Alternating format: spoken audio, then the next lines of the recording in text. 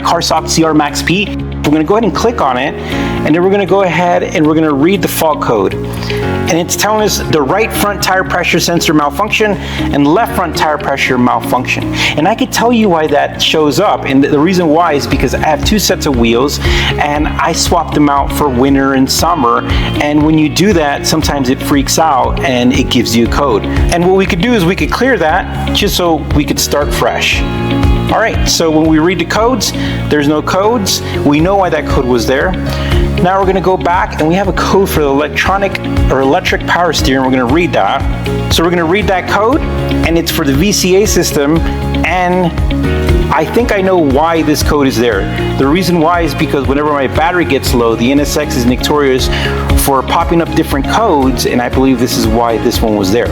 So we're going to exit out of this, and then we're going to show you something else which is pretty cool. Okay, now the service portion is